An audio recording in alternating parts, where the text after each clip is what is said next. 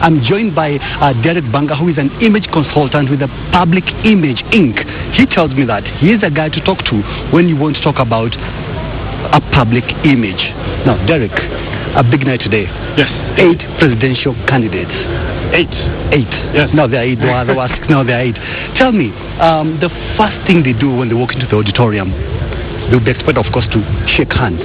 What's in a handshake? Well, let me preface this first of all by saying, Caleb, that it is not so much what I'm going to be looking at. It's not so much what they say, but how they say it.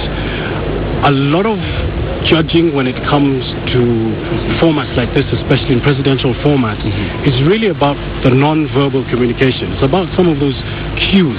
Right. It's about the body language. It's about how they use their voice. So those are the things that I'll be looking for. It's about the way that they're dressed, for example. Because a lot of times these debates are won not based on what you say, but how you deliver it. So the first handshake, what will that be? That is going to be important. You know, it's like a boxing match. Think about it that way. That handshake has to let your opponent know that you are there to do serious business. A weak handshake immediately gives the other person the advantage. So a good handshake is going to be vital, certainly to start off, and it also gives you that confidence. And you lay down the marker, so to speak. Now, you talked about walking in. What I want to see is somebody walking in with confidence. I mean, I'll even go as far as to say that you can fake it till you make it. I mean, who knows? Maybe some of these candidates may be nervous in this sort of a format. But it's really about coming across with upright body language, showing that you are confident, that you have that charisma, and that you are going to win the debate. So when you see, let's say, the first presidential candidate walking down the auditorium, and probably one person has his pocketing, what does that say about that particular individual? Well, it's interesting you mentioned pocketing, because hand gestures are going to be so important. And anytime that we cannot see your hands, and a lot of this body language, you don't even have to be an expert in terms of reading body language. This is something that has been with us since time immemorial.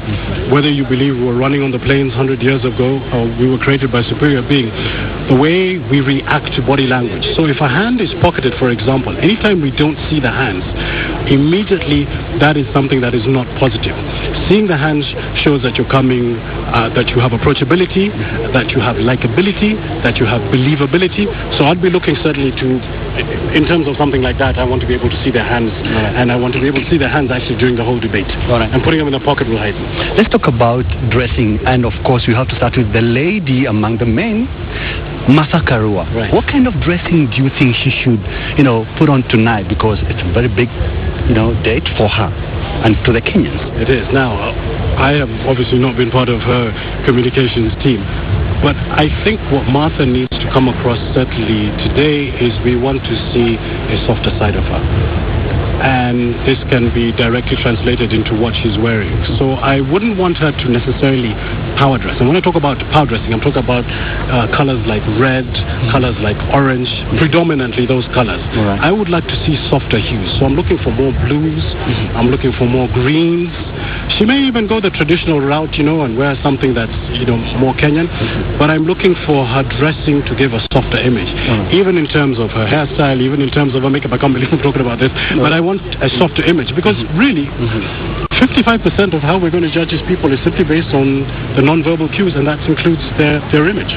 Let's talk about the gentlemen, and you've seen most of them, they've come out as very good dressers. They have a very nice suit, Italian or whatever, but let's talk about a tie. What's in a tie? The tie is the key part of the ensemble that the men are going to wear, and I've been privy as to what these people have been told to wear. So it's a suit for the gentleman, obviously, and a tie. The tie is going to be the kicker there. If you watch the presidential debates in America, Romney and Obama, in fact, going back to any presidential debate that you've watched in America, predominantly wear red ties and blue ties. Red, power, dominance, leadership. Blue, warmth, trustworthiness. Yellow. So I'm looking for those colors to dominate. I'm looking for blue, I'm looking for red. Now, I'm not sure if they're going to go and wear their party colors, but I'll be looking for colors that are going to show presidential material, leadership material, because again, color is visually, that is what we're seeing, and it can detract or it can add to the debate and certainly the words that are coming out of their mouth. All right. Away from the dressing, and let's talk about their preparedness, rehearsals. Do you think these people, these 8 candidates, they did some proper rehearsals, and what are we expecting them? How are we expecting them to perform? Caleb, I liken this debate to a beauty pageant.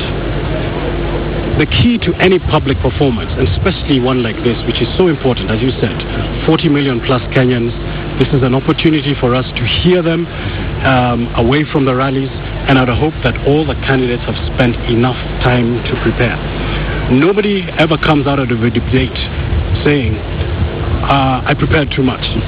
But people do come out of a debate saying, I wish I had prepared more. So certainly I hope they have gone through their practice, they have had their mock debates, they have had, even stand-in opponents to really create a situation like the actual debate. So this allows them, so when they're, obviously given the questions, so it allows them to, what they have practiced, to be able to produce. All right. Something that probably I don't think many Kenyans know, but I hope they know, that these candidates will be standing from 7:30 to 9:30. So someone would ask, why would you have this gentleman and lady stand for 2 hours? Isn't that a long time standing? Why? Do you think that's on purpose? It is a long time, and it is absolutely on purpose. The reason that these candidates are standing is because standing when you are talking gives you more energy, gives you more effort. Actually, even your voice is better when you are standing. Your diaphragm is lengthened, there's more power, and you want these candidates to look like they are enthused and energetic and part of the debate. Now, on the flip side, 2 hours of standing is a lot of time. Is a long time. Yeah. To be able to stand there and maintain the posture and maintain that sort of demeanor.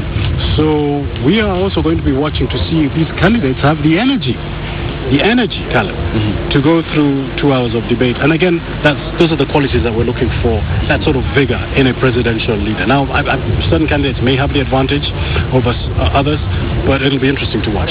Something else that members of the 200 people who will be there are not allowed to clap, jeer, boo, or, do anything. Why? Because these politicians, when they're out there in their rallies, they're used to, crowds cheering them and clapping and, doing all manner of, placards waving. Why? Caleb, it is a debate. It is not a rally.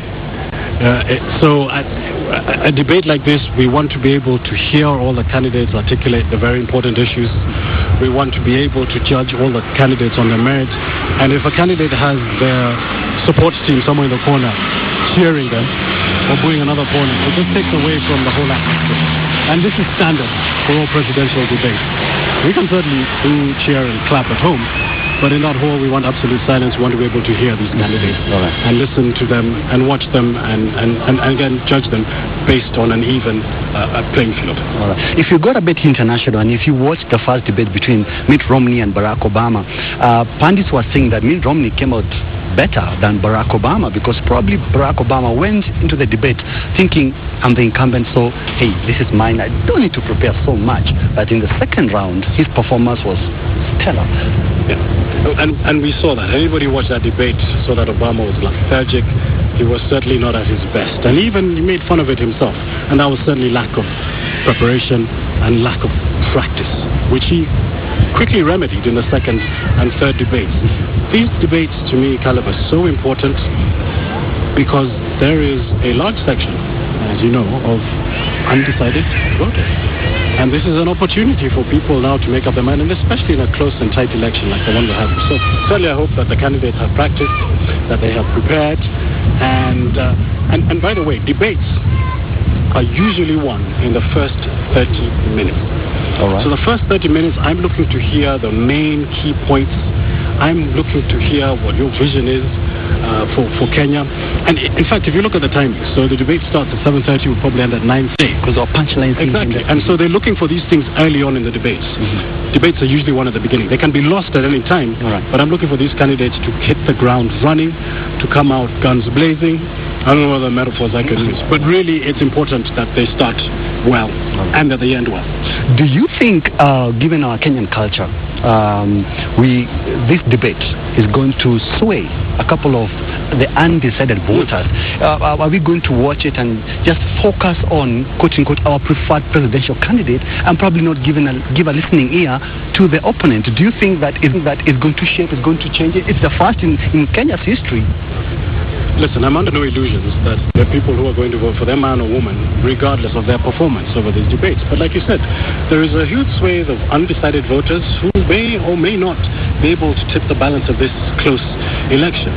Also, I think that there is a large body of the electorate out there who are informed, who are comparing this to, like you said, debates that have taken place in other countries like the UK and America. So it's really, they're going to be looking to place our candidates, have them place the bar higher, and really see if they can give us something more than the usual politics. All right. Yeah. I'm very sure this is the one debate that image consultants like Derrek bbanga will be watching closely, and I'm very sure that if you see one of your preferred presidential candidates pulling a stunt, probably a very nice suit, a nice color of attire, who knows that tomorrow you may see more Kenyans probably deciding to put on that color of attire.